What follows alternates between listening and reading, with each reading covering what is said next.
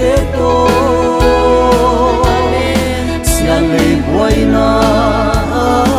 ika na sia imang mamaya ipaladin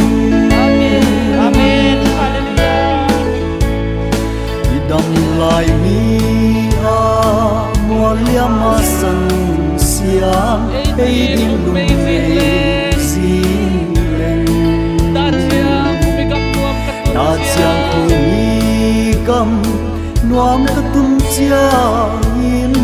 nai kya ta siang sia le da chiang nuam im leng khom vawi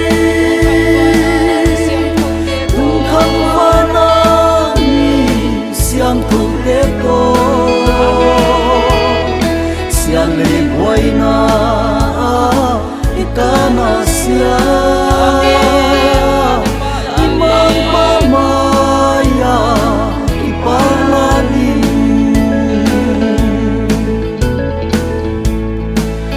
van kopi va hoi ta khu suanin lei noa sia ta vai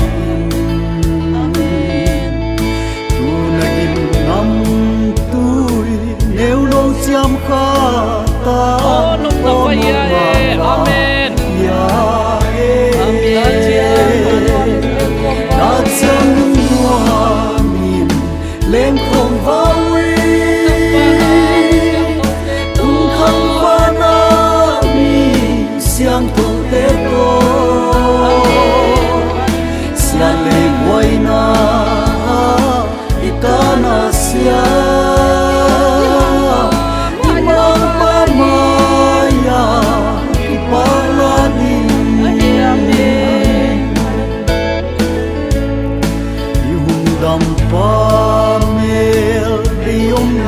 sa u amang to na tumma vai hom vangin ta sa te ki pa na hallelujah amen na chang nuamin leng khom vawi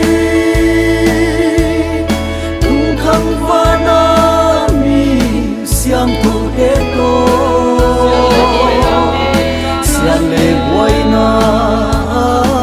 ika na sia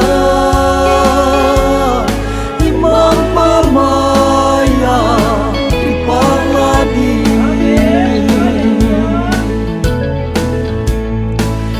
van kopi va hoi ta khu suanin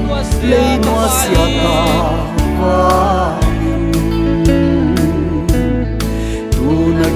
nam tui nếu nô chiam kha ta ô nông ngà va ya